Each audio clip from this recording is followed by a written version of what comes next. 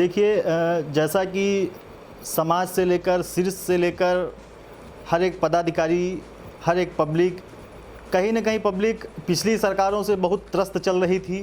गुंडागर्दी, अवैध वसूलियाँ, इन सब से पब्लिक बहुत ही ज़्यादा परेशान थी, जिसके चलते नगर निकाय चुनाव में हमारी जनता ने हमारी सरकार पर, भारतीय जनता पार्टी पर विश्वास किया और जनता परिवारवाद के और झूठे वादों पर नहीं फंसने वाली है। जनता विकास की तरफ बढ़ रही है और हमारी देवतुल्य जनता ने हमारी भारतीय जनता पार्टी और शीर्ष नेतृत्व पर विश्वास किया और प्रचंड बहुमत के रूप में, एक तोहफे के रूप में 17 के 17 मेयरों को जिताकर और हमारी पार्टी को पब्लिक ने मजबूत किया है।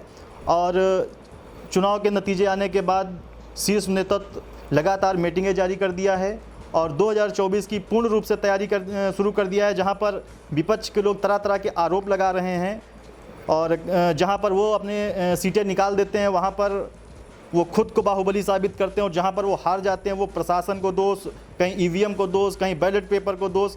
तो उनके पास दोषारोपण के अलावा कुछ बचा नहीं है, वो बुरी तरह से बौखला चुके हैं, क्योंकि उनको पता है कि भारतीय जनता पार्टी पूर्ण रूप से प्रदेश, केंद्र, हर जगह पर मजबूती के साथ आ रही है।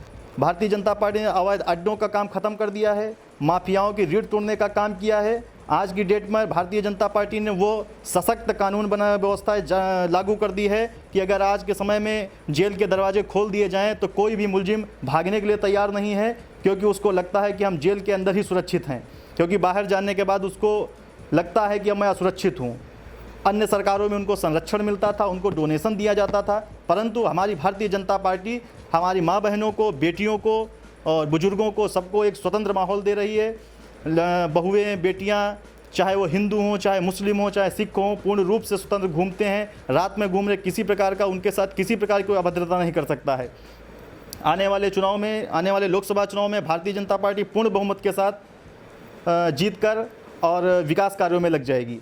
अच्छा, 17 नगर निगमों की आपने बात कर ली, इसके अलावा बात कर ले कई ऐसे क्षेत्र रहे, जैसे कटरा विधानसभा की बात कर लें या हरदोई में ही कई प्लेसेस की बात कर ले, वहाँ पर निर्दलीय मैक्सिमम जीते हैं। और इस पे किस तरीके से बूथ स्तर पे 2024 में प्लानिंग होगी, क्योंकि इस जो चुनाव अभी जो ख़त्म हुआ है इसको सेमीफाइनल की तरीके से देखा जा रहा था। जी देखिए, भारतीय जनता पार्टी का चाहे बूथ अध्यक्ष हो, चाहे वो मंडल अध्यक्ष हो, चाहे वो जिला अध्यक्ष हो, शीर्ष नेतृत्व की नज़रों में सभी बराबर हैं। हुआ ये कि जो सीटें हमारी हार गई हैं उसमें कहीं ना कहीं हम कार्यकर्ताओं को, पदाधिकारियों की भी कुछ कमियां हैं। उन कमियों के सुधार के लिए ही हमारी सरकार जो है प्रशिक्षणशालाएं शुरू कर दिया है और जो कमियां रह गई हैं उनको पूरा करके हम लोग भारतीय जनता पार्टी को फिर से मजबूत करेंगे। अच्छा, दूसरी बात कर ले, अभी आपने एक प्रश्न अपने जवाब में एक चीज़ बोली कि विपक्ष लगातार ईवीएम को लेकर के बोलता रहा। कल ही की बात कर ले, अखिलेश यादव के बयान लगातार जारी हुआ, सोशल मीडिया पर काफ़ी वायरल रहा। मायावती ने भी बोला कि जो भाजपा की जीत है वो नकली जीत है। इस पर क्या बोलेंगे? देखिए, वही कानून व्यवस्था उनके सरकार में थी और वही कानून व्यवस्था मेरे सरकार में है। क्या पंचवर्षीय खत्म होने के साथ साथ किसी के कार्यकाल को तो नहीं खत्म किया जा सकता है? वही अधिकारी, वही शासन प्रशासन जब उनके सरकार में रहता, उनकी सीटें जीतती है, वो मैनपुरी जीत जाए, वो करहल जीत जाए, वो कन्नौज जीत जाए, सब जीत जाएँ, तब वही प्रशासन सही रहता, वही ईवीएम सही रहती है और जहाँ पे वो हार जाते हैं वहाँ ईवीएम खराब हो जाती है। तो इससे यही जाहिर होता है कि वो लोग अपना सेंस खो चुके हैं, क्योंकि उनके पास कुछ बचा नहीं है। उनको लगता है कि अगर हमारी सरकार इस बार चली जाती है या कहीं से, क्योंकि वो कहीं से आने वाले ही नहीं हैं, वो पूर्ण रूप से बौखला चुके हैं, इसलिए वो तरह बेतरह के अपने आरोप प्रत्यारोप कर रहे हैं, क्योंकि उनको पता है हमारी जमानत जब्त होने वाली है। अच्छा, अभी बात कर ले, अभी जब वोटिंग हो रही थी, जब एग्जिट पोल जब निकाले जा रहे थे, उस समय बताया गया 29 राज्य हैं पूरे देश भर में, उसमें 15 राज्य में गैर भाजपाई सरकार है और 2 जगह ऐसी है, जैसे मध्य प्रदेश की बात कर लें, और 2 प्लेसेस ऐसी है जहां पर भाजपा ने वहां के विधायकों को विलय करवा करके अपने साथ जोड़ लिया, वहां भाजपा की सरकार है। तो ऐसे में क्या देख रहे हैं 2024 में जिस तरीके से थर्ड फ्रंट की तैयारी हो रही है, क्या करारा जवाब विपक्ष देने वाला भाजपा को? देखिए, विपक्ष तो कहीं से हमारी रेस में है ही नहीं, क्योंकि आप खुद देख रहे हैं कहीं वो तीसरे नंबर पर आ रहा है, कहीं चौथे नंबर पर आ रहा है, उनका कोई वजूद बचा ही नहीं है। भारतीय जनता पार्टी एक सूत्री की लड़ाई लड़ रही है, भारतीय जनता पार्टी की टक्कर में कोई है ही नहीं, क्योंकि भारतीय जनता पार्टी विकास के साथ कार्य कर रही है और जनता को विकास चाहिए। जनता किसी के जुमलेवाद में नहीं फंसने वाली है।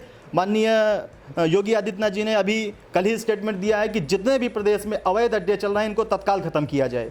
कहीं ना कहीं जो अवैध अड्डे चलते हैं, वसूलियाँ चलती हैं, इनसे हमारी पब्लिक ही त्रस्त होती थी, जो कि आज के समय में हर एक टैक्सी वाला, रिक्शे वाला, ऑटो वाला स्वतंत्र जी रहे हैं। किसी प्रकार का कोई अवैध वसूली नहीं हो रही है और जनता को यही चाहिए। इसी विश्वास के साथ जनता 2024 में भी अपना मतदान करेगी और भारतीय जनता पार्टी को मजबूत करने का काम करेगी। क्या लग रहा है राहुल गांधी या फिर कांग्रेस कहीं फाइट में है? क्योंकि केरला में जिस तरीके जीत हुई उसके बाद पहली कॉन्फ्रेंस में, प्रेस कॉन्फ्रेंस में राहुल गांधी ने बोला कि केरला जैसी जीत हम पूरे देश में लेकर के आएंगे। देखिए, ये सब कहने सुनने की बातें हैं।